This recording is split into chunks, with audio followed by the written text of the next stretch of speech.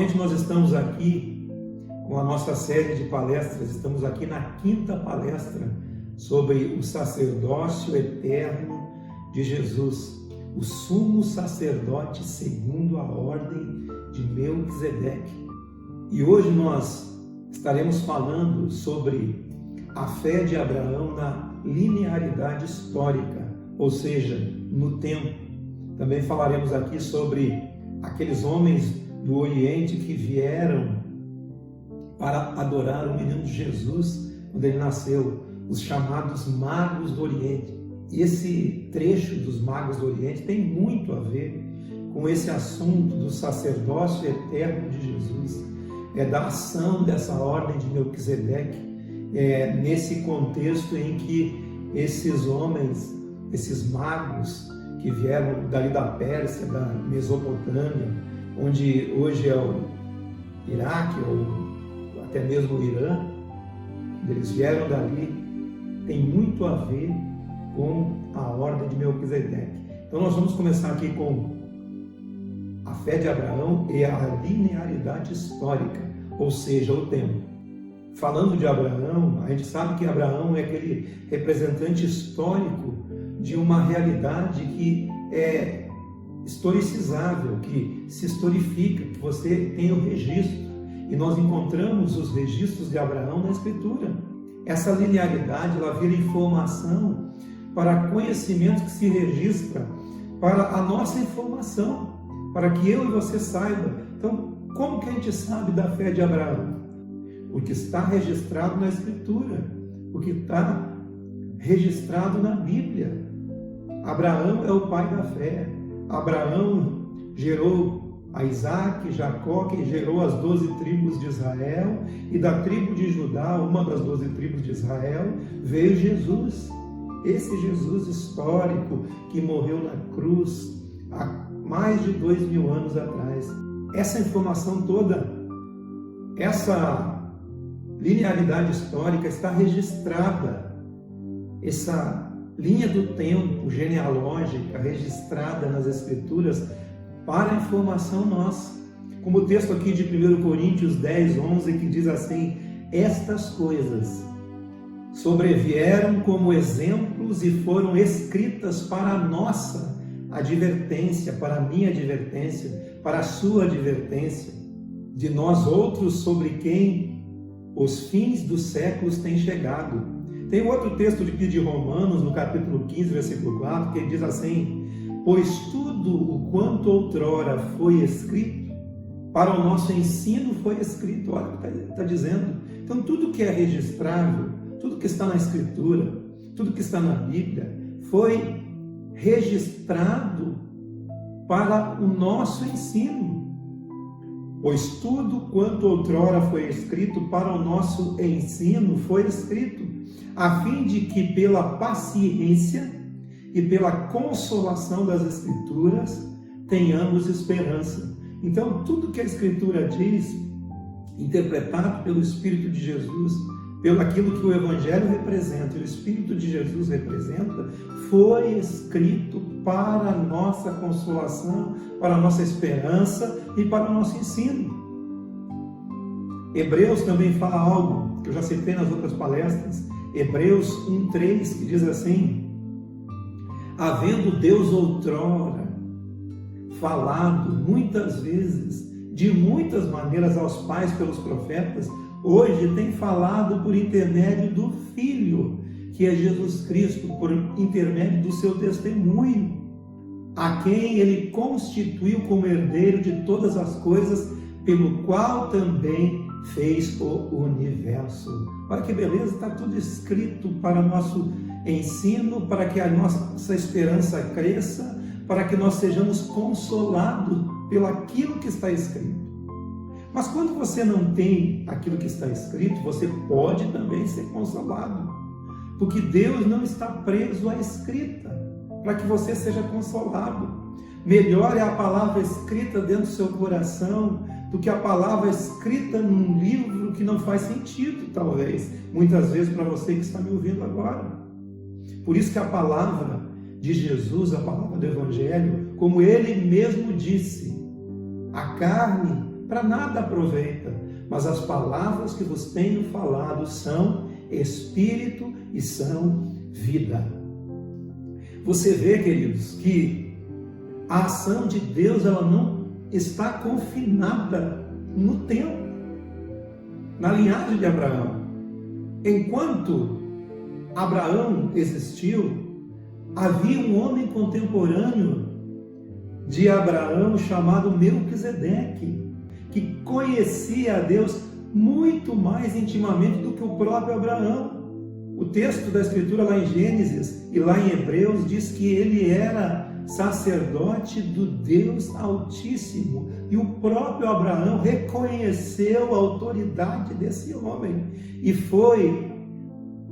se prostrou diante de Melquisedeque, entregou os despojos da guerra, o dízimo dos despojos da guerra, os pés de Melquisedeque. Melquisedeque foi a ele, trouxe pão e vinho a ele, que representa o corpo de Jesus, o sangue de Jesus. Era um tipo da obra de Jesus no Calvário. Melquisedeque trouxe pão e vinho para Abraão e o abençoou. Assim como diz aqui em Gênesis, Melquisedeque, rei de Salém, trouxe pão e vinho e era sacerdote do Deus Altíssimo. Gênesis 14, do versículo 18 a 20. Melquisedeque, rei de Salém, trouxe pão e vinho e era sacerdote do Deus Altíssimo. Abençoou ele a Abraão e disse: bendito seja Abraão pelo Deus Altíssimo que possui os céus e a terra, e bendito seja o Deus Altíssimo que entregou os teus adversários nas tuas mãos. E Abraão, de tudo isso, da vitória daquela guerra, pegou os despojos de guerra e dizimou os pés de Melquisedeque. Então, Melquisedeque estava para fora da linhagem de Abraão, estava para fora da história historicizável de Abraão, fora da linhagem do tempo de Abraão. Mas Abraão, em um momento, ele se fundiu com Melquisedeque, indo a Melquisedeque e sendo abençoado. Abraão reconhece esse sacerdócio de Melquisedeque como sendo superior a ele. Esse texto, ele nos mostra que Deus está livre para operar como quer, onde quer e em quem quer, da maneira que quer. Livre para agir tanto ontem como hoje, em qualquer momento, em qualquer lugar do planeta, a qualquer pessoa, em qualquer tempo, em qualquer era. É isso que essa ordem de Melquisedeque faz. Ela é uma afirmação sublime do sacerdócio de Jesus, do Cordeiro de Deus imolado antes da fundação do mundo. Abraão é um ente que representa essa consciência de Deus na história.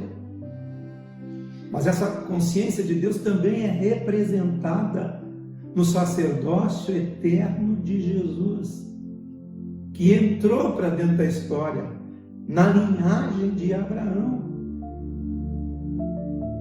Agora, Melquisedeque, esse sacerdócio, segundo a ordem de Melquisedeque, transcende a história, transcende a linearidade histórica. É uma ordem superior à consciência de Abraão, pois ela é a garantia de que Deus está agindo com liberdade, com a mesma liberdade que estava agindo em Abraão, porque falou a Abraão, mas antes mesmo de falar a Abraão, ele já havia falado com Melquisedeque.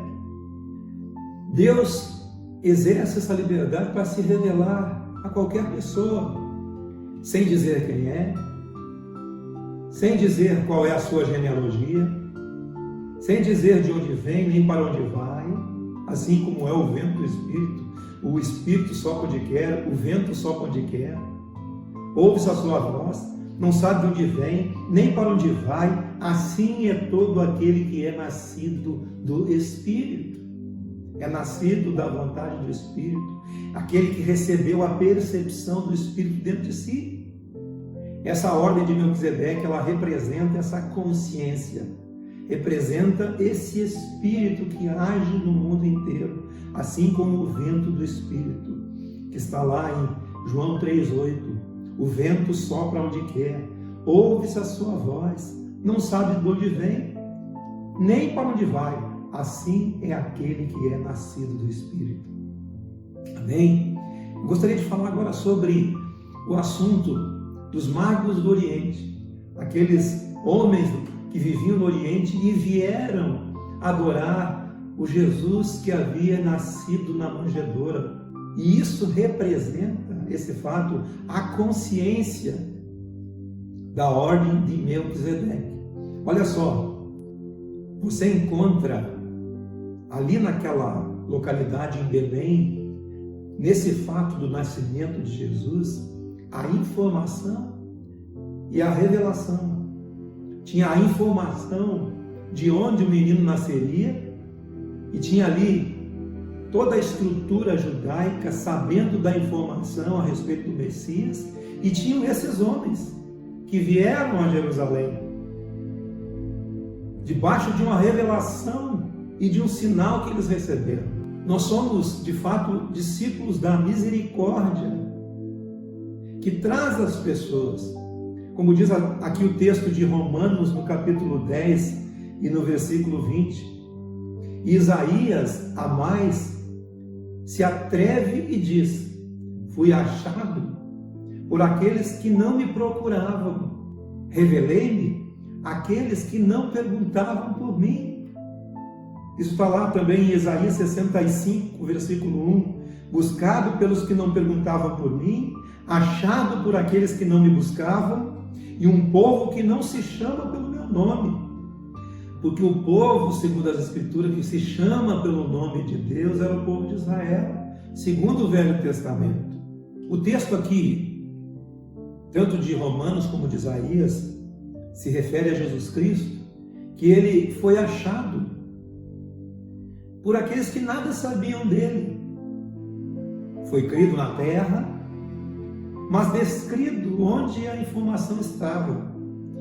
E onde a informação estava quando Jesus nasceu?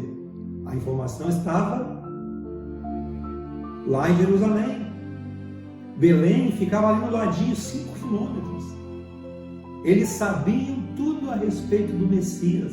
Lá reinava a informação. Eles não vieram adorar, conheciam a Escritura, sabiam aquilo que o profeta Miqueias dizia lá no capítulo 5 de Miqueias, versículo 2.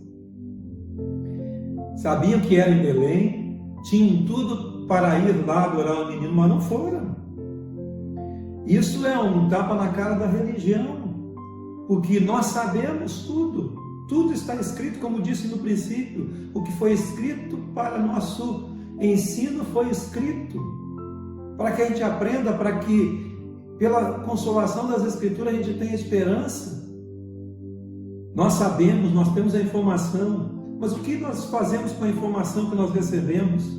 Nós somos privilegiados de ter a informação a respeito de Jesus na nossa mão, no nosso tablet, no nosso celular, no nosso computador, na nuvem. Em qualquer lugar nós temos a informação a respeito da Escritura, mas o que nós fazemos com ela? Eles tinham essa informação, mas não a tinham no coração. Os orientais, os magos, nada sabiam, mas tiveram a percepção dentro do coração deles e vieram ao encontro dele. Mas quem colocou essa percepção dentro desses homens? É o que nós vamos ver aqui durante essa explanação. O texto aqui de Mateus, capítulo 2, versículo de 1 a 10, fala dessa passagem, né? Aqui eu vou ler alguns versículos que fala dos magos do Oriente. Tendo Jesus nascido em Belém da Judéia, nos dias do rei Herodes, vieram os magos do Oriente a Jerusalém e perguntaram: onde está o recém-nascido rei dos judeus?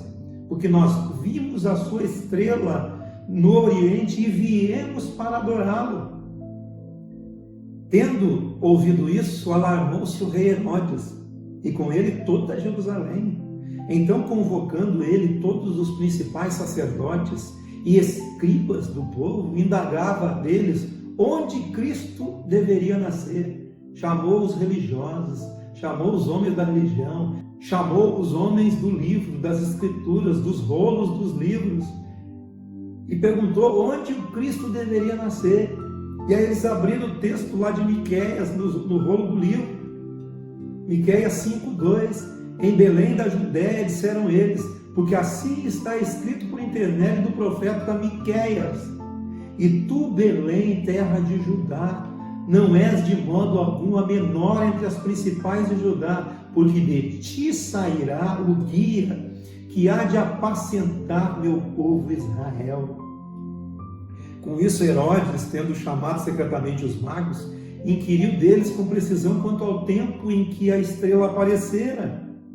Então Herodes enviou eles a Belém e disse-lhes: informai-vos cuidadosamente a respeito do menino, e quando tiverdes encontrado, avisai-me para que eu também vá adorá-lo.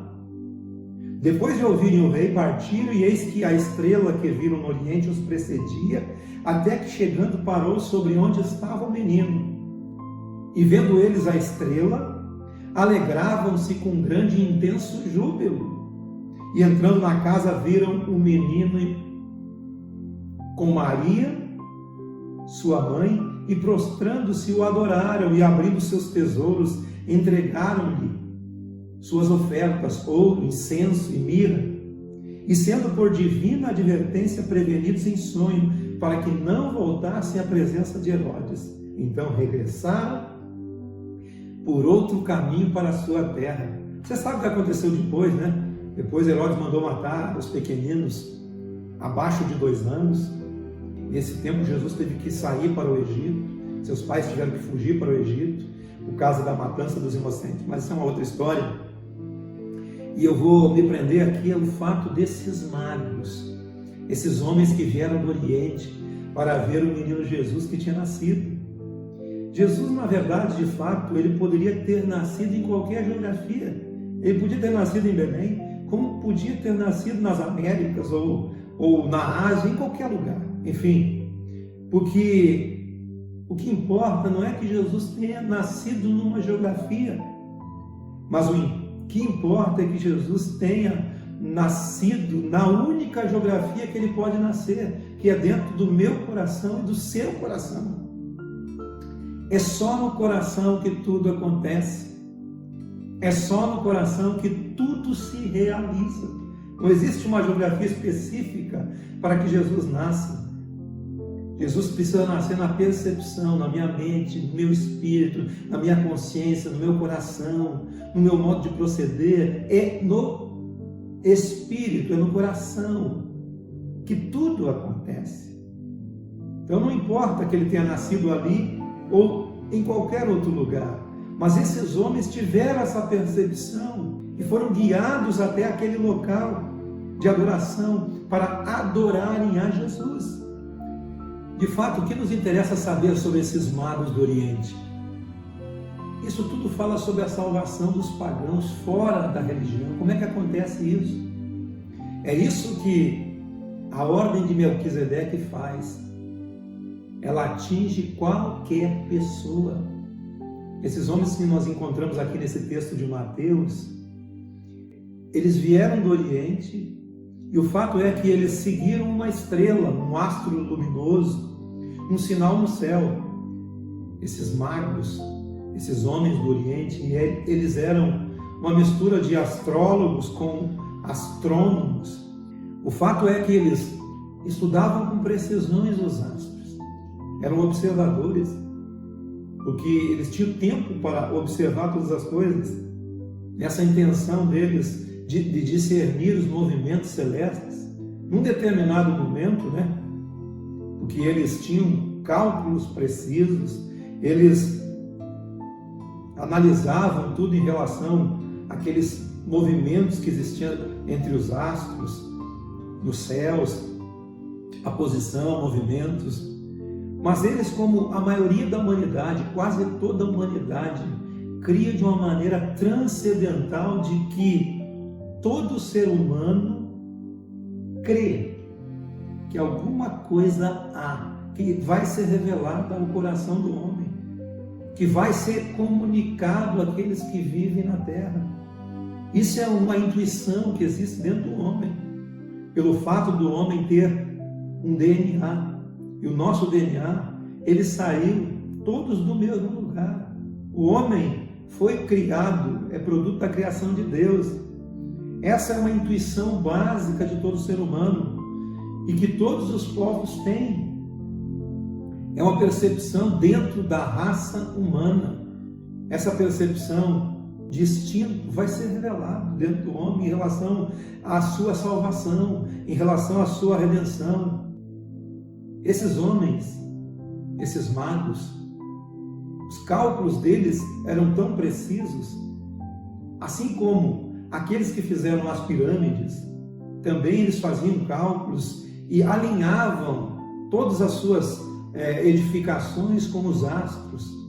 Assim como você tem a ideia lá do Stonehenge, que é aquele monumento de pedras na Inglaterra, também tudo está alinhado com os astros. Também Machu Picchu no Peru, Nazca, as tribos astecas, incas, maias, aquelas pirâmides que você encontra também ali no México, tudo são coisas alinhadas da mesma forma, com as mesmas intuições.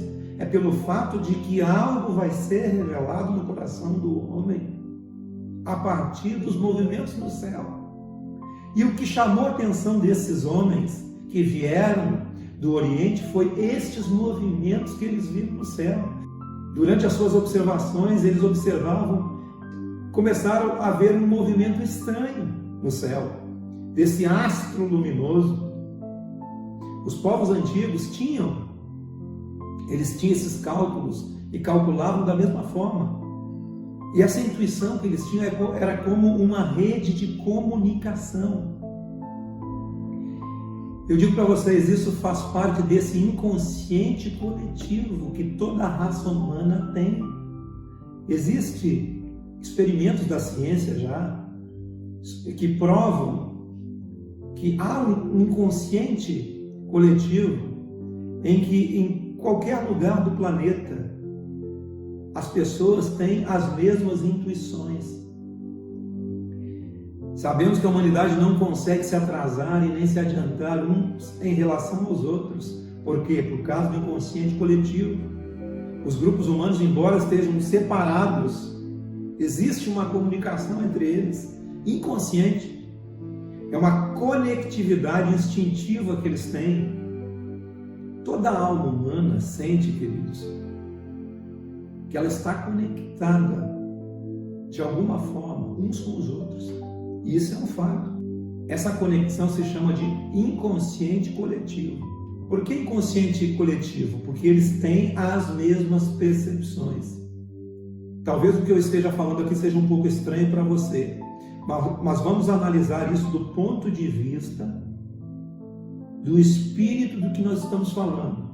Nós estamos falando sobre o sacerdócio eterno de Jesus e sobre o sacerdócio segundo a ordem de Melquisedeque. E o espírito que conecta as pessoas, que está na percepção das pessoas, porque dentro do homem há essa percepção, e eles podem, de alguma forma, ter essa percepção dentro do seu interior de que Deus está falando com eles de alguma forma.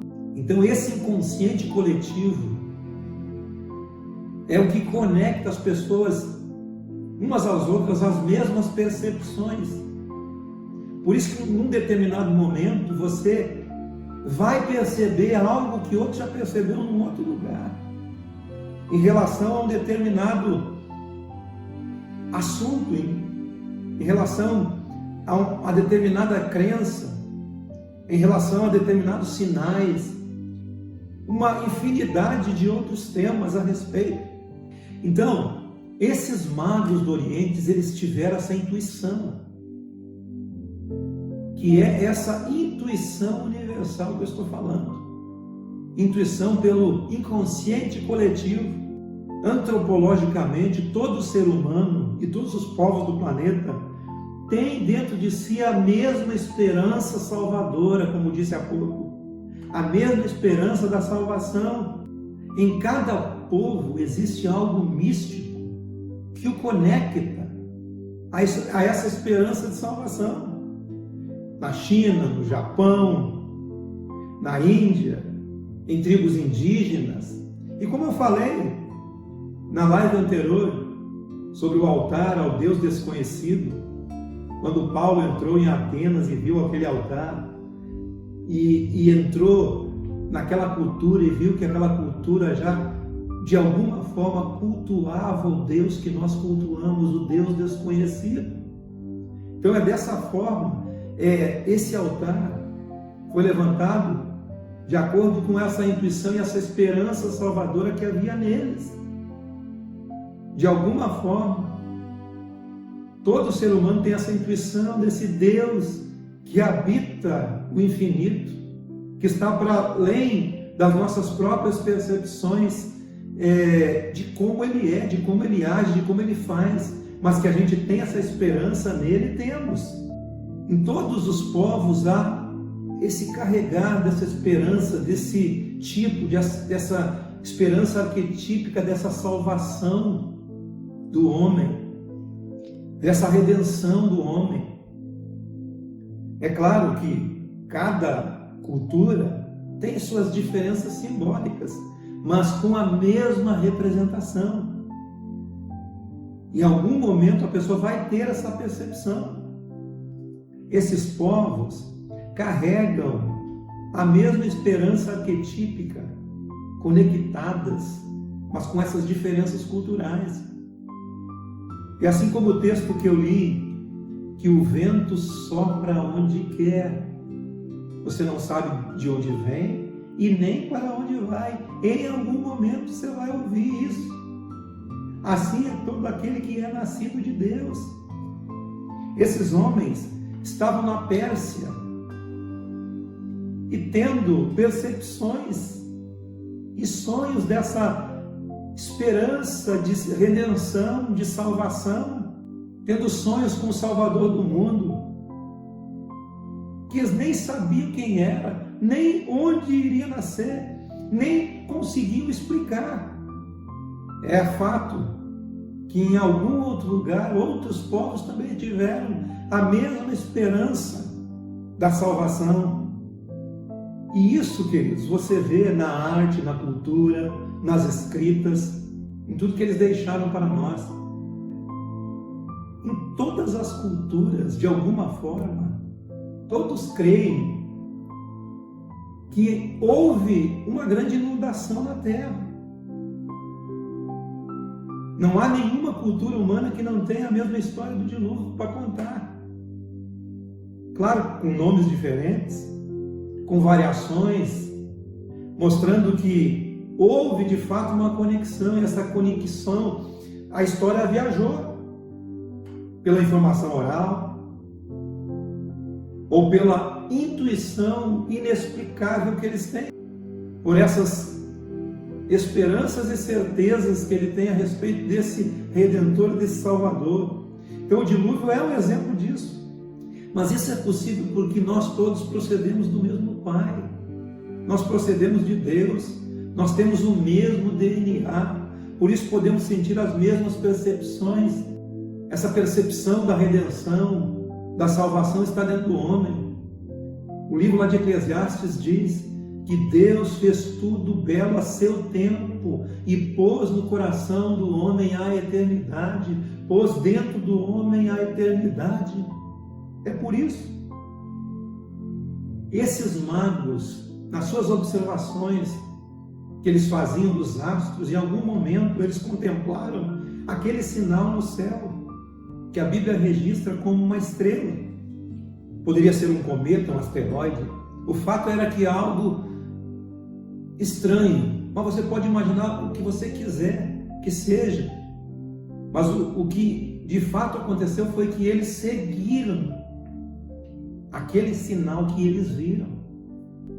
Por que eles seguiram? Porque era algo estranho àquilo que eles já observavam. Eles tiveram a intuição, a percepção de que aquele sinal que eles viram no céu carregava algo de um enorme significado. Era uma sinalização estranha, era uma sinalização diferente.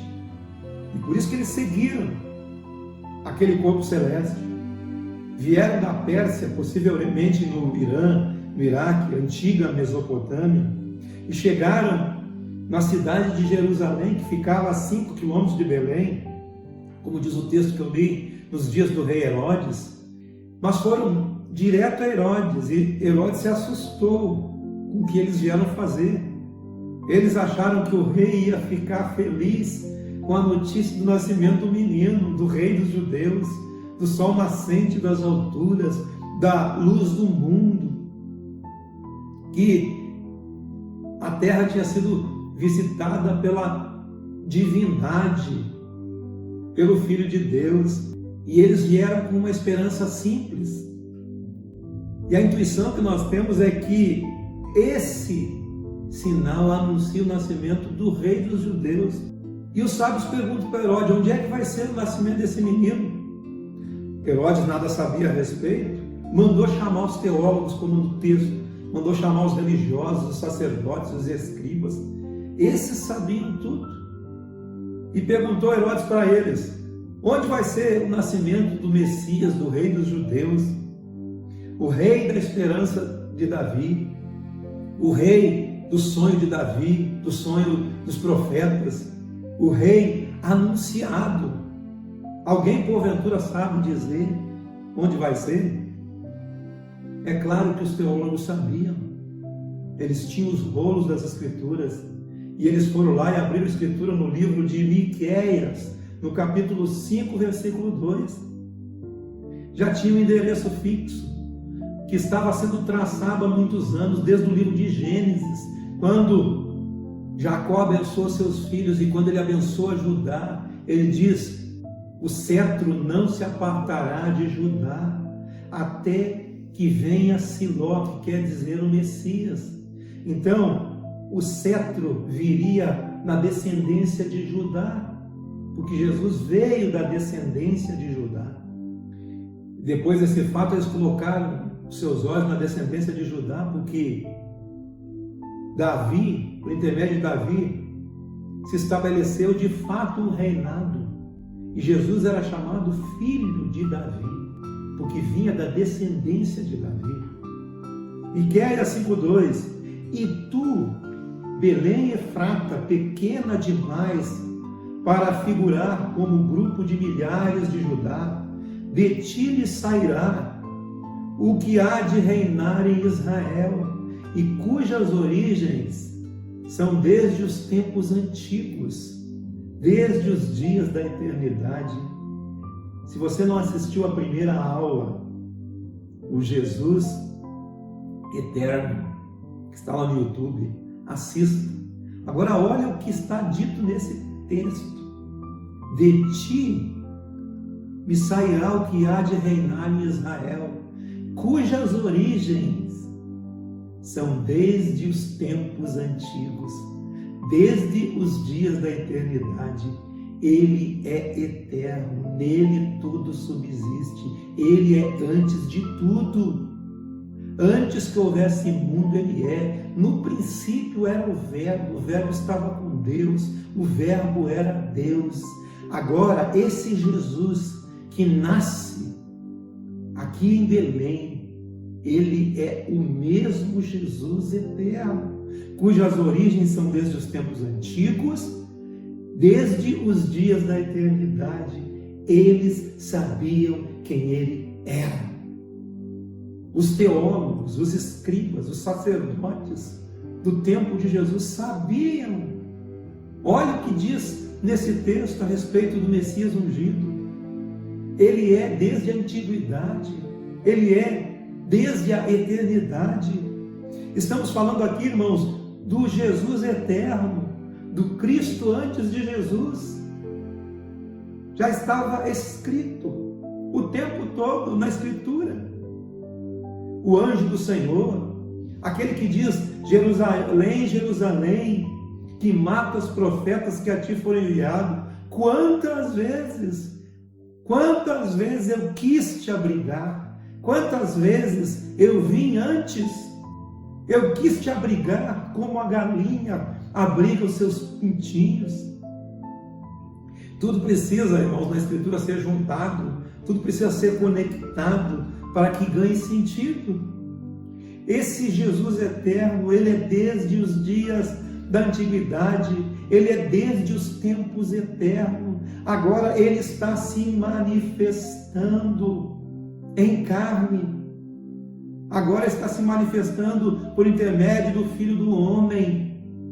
Esse Jesus eterno, esse Jesus que é o sumo sacerdote segundo a ordem de Melquisedeque.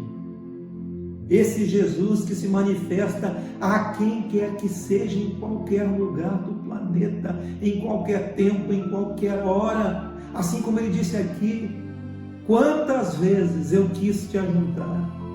Quantas vezes você matou os profetas que a ti foram enviados? Quantas vezes eu estava falando por intermédio desses profetas? Esse texto de Miqueias faz a menção do Cordeiro de Deus imolado antes da fundação do mundo, imolado antes de qualquer designação, porque tudo nele subsiste. Ele é antes de tudo. Por intermédio dele, o universo foi formado. Está tudo sustentado pela palavra do seu poder. O Cordeiro de Deus imolado antes da fundação do mundo, desde os dias antigos, desde os tempos da eternidade. Se diz aqui no texto que ele nasceria em Belém. Os teólogos tinham a Escritura. Esses magos não sabiam nada da Escritura e vieram guiados por aquele sinal luminoso no céu, e vieram guiados pelas suas intuições, pela esperança redentora e salvadora que havia dentro das suas percepções interiores. Existe essa esperança dentro de cada ser humano. A eternidade foi colocada dentro do coração do homem. O homem precisa abrir a sua percepção para que conheça essa esperança salvadora. E é esse espírito dessa ordem de Melquisedeque que age dessa forma e que agiu dessa forma na vida desses magos do Oriente. Aqui diante de Herodes, nós temos dois grupos humanos. Temos o grupo dos teólogos e temos o grupo dos magos, que são os persas, que são os orientais, que não tinham nada a ver com aquela cultura judaica, não tinham nada a ver com aquela genealogia de Abraão, que pela genealogia de Abraão o Jesus histórico nasceria, o Filho do Homem nasceria, mas que é o mesmo Jesus eterno, como o texto diz, que ele é desde a antiguidade, desde os dias da eternidade. O primeiro grupo são os teólogos, que conhecem a Escritura, conhecem o Velho Testamento, conhecem o rolo dos livros, eles têm a Escritura na sua mão, eles sabem dos registros, eles sabem de onde viria o Cristo, eles sabem a genealogia. Eles não tiveram que pesquisar e nem chamar uma conferência para dizer onde é que era. Eles sabiam de cor: é aqui, ó. É em Belém que ele vai nascer, é 5 quilômetros daqui, é 5 quilômetros de Jerusalém, ali em Belém, vai nascer ali. Eles tinham tudo na mente, na cabeça, foram direto no texto de Miqueias e leram ali e disseram para Herodes: é aqui nesse lugar, é em Belém.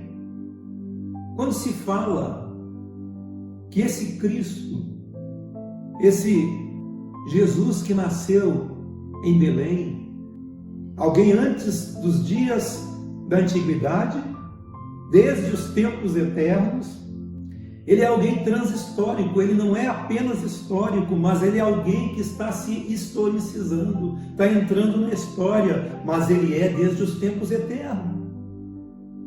Ele está entrando dentro da história. por intermédio do menino Jesus que está nascendo. Sua existência é transhistórica, ele transcende a história, porque ele é antes de toda designação de qualquer coisa. Ele é antes de tudo. Tudo foi feito por ele. Tudo foi criado por ele, por meio dele e para ele. Nele tudo subsiste. Os teólogos, os sacerdotes, os escribas tinham todo esse entendimento, tinham essa informação, tinham o livro, tinham as objetividades que eles podiam pegar e apalpar. Mas ninguém deles se levantou para ir lá e adorar o menino. Ficaram em Jerusalém com a Bíblia na mão, com o rolo do livro na mão, com a escritura na mão. Eles tinham o livro, tinham o texto, eles tinham a Bíblia na mão, mas não carregavam a luz no coração. Não carregavam. Por outro lado, irmãos, nós temos o grupo dos magos do Oriente, que vem da Pérsia, que possivelmente eram discípulos de Zoroastro, alguém com uma religião pagã no seu tempo, não tinham escritura, não tinham Bíblia, não tinham rolo de livro, não tinham o Velho Testamento, não tinham nada, apenas seguiram um sinal no céu e uma intuição dentro deles, e uma esperança redentora dentro deles que o guiou para onde estava o menino. Não tinham o texto escrito e nem códigos a respeito dos textos bíblicos, não tinham a estrutura judaica da escritura, da Torá, de tudo que estava escrito a respeito do Messias no Velho Testamento. Eles não tinham nada disso. Contudo, eles chegaram diante do menino, porque uma luz no coração deles foi que os iluminou. E esse é o Espírito que sopra onde quer.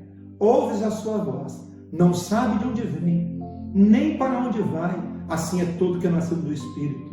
Esse é o Espírito da ordem de Melquisedeque. É o Espírito universal, que ele está falando no coração de quem quer que seja, onde quer que ele esteja.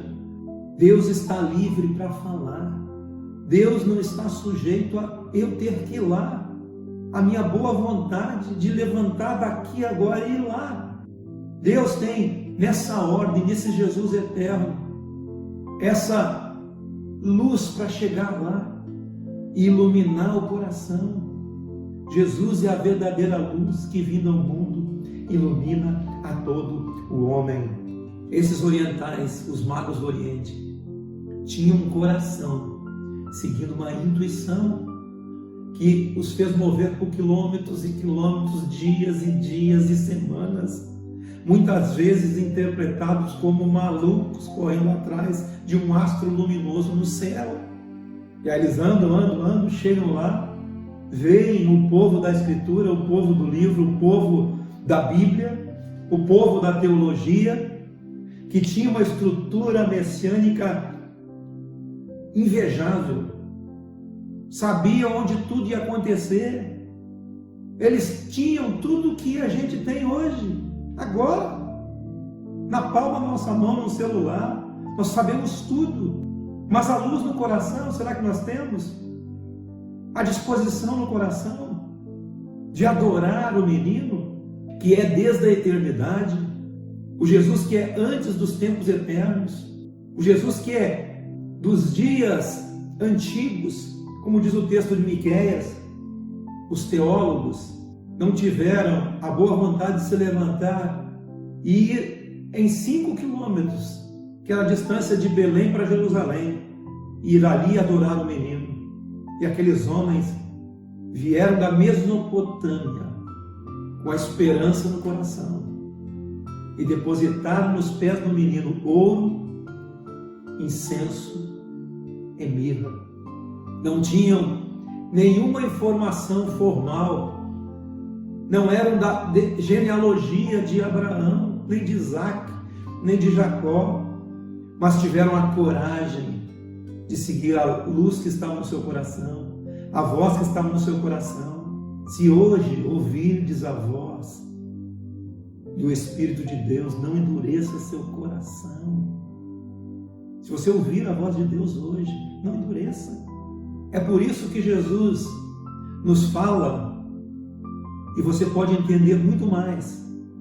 Em verdade vos digo.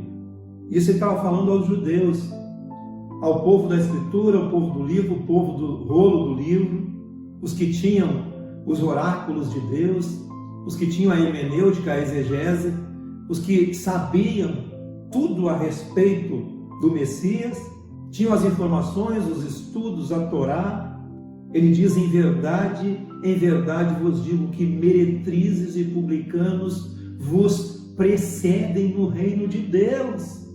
Disse para aqueles que se intitulavam filhos do reino, que eram superiores na terra, descendentes do pai da fé, do pai Abraão, aqueles a quem foram confiados os oráculos, a quem foram confiados o testamento da lei, aqueles que tinham sido visitados por profetas, os quais eles matavam e depois se gloriavam nos profetas, depois que os matavam, porque enquanto eles viviam, eles eram perseguidos e martirizados.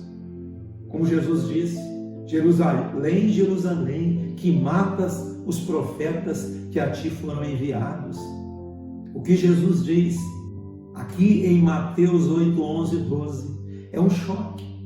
Digo-vos que muitos virão do Oriente e do Ocidente e tomarão lugares à mesa com Abraão, Isaque e Jacó no reino de Deus, ao passo que os filhos do reino serão lançados fora, nas trevas, e ali haverá pranto e ranger de dentes.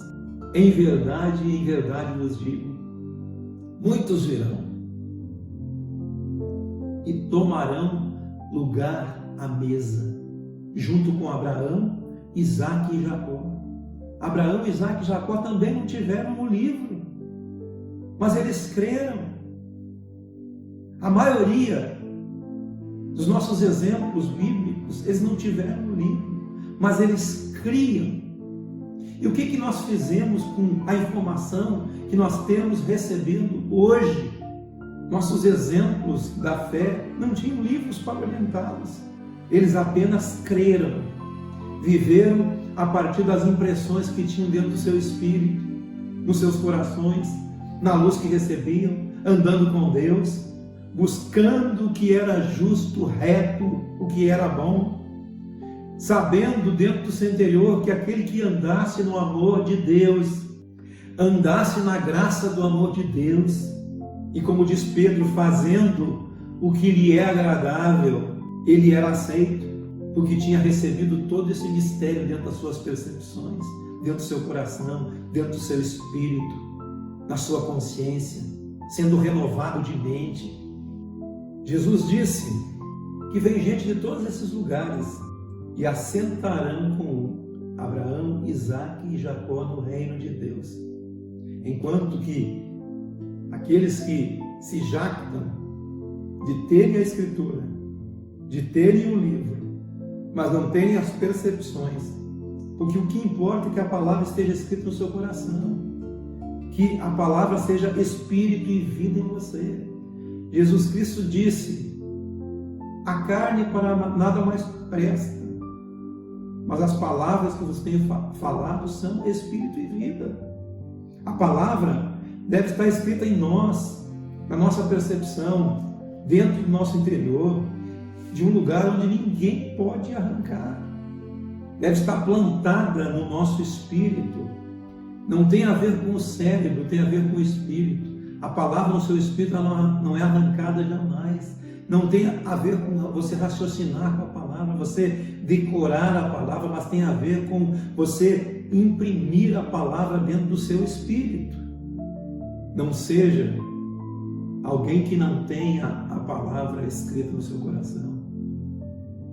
Deixe a palavra transformar o seu coração. Deus atinge as pessoas e as convence muitas vezes passando por cima de nós. fazendo pelas pessoas, apesar de nós estarmos atrapalhando. Porque Deus faz isso pelo seu amor. Nós pensamos muitas vezes que Deus fez algo por nossa causa, mas não, foi por causa do amor de Deus, porque Ele ama todo ser humano. Ele age acima das nossas presunções, acima de nossos enganos e nossas mentiras. Ele passa por cima dessa representação mentirosa para atingir o âmago, o coração de uma pessoa. Tenha a palavra de Deus plantada dentro do seu coração, dentro do seu espírito, da sua mente. Não apenas no livro, não apenas na Escritura. Tenha a palavra do Evangelho implantada em você. Tenha o Espírito de Jesus revelando a palavra dele no seu coração. Que essa palavra seja expandida na sua vida o tempo todo, mas como uma prática, não como uma letra fria e morta. João 7,15 diz: o meu ensino não é meu, e sim daquele que me enviou. Se alguém quiser fazer a sua vontade, conhecerá a sua doutrina. Você só pode conhecer o Evangelho conhecendo o Evangelho na prática. É isso que ele quer dizer.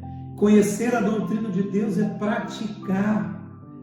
Aquele que quiser saber o que ele diz, e se o que ele diz é verdade, pratique. Não existe nada que você possa fazer fora da prática. Levante-se, obedeça a palavra do Evangelho que está sendo revelada ao seu coração. Se você quiser saber que aquilo que Jesus fala é do Pai, levante-se e faça. Pratique na sua vida. Você não pode experimentar o Evangelho a menos que você experimente o Evangelho. Experimentar o Evangelho é praticar, é vivê-lo.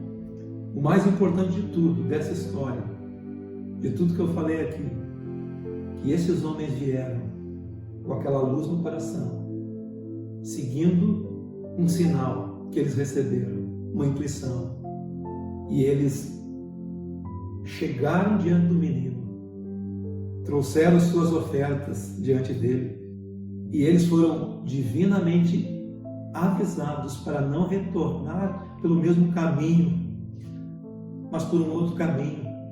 Eles vieram na presença de Jesus e tomaram um outro caminho. Sempre quando você vem na presença de Jesus, você toma um outro caminho. Quem só tem a informação na memória, decorada, não sai do lugar. Vem por um caminho e volta pelo mesmo, porque não tem a revelação de Deus. São filhos de uma estrada. O homem é o que constrói as estradas, mas os caminhos eles vão crescendo em nós.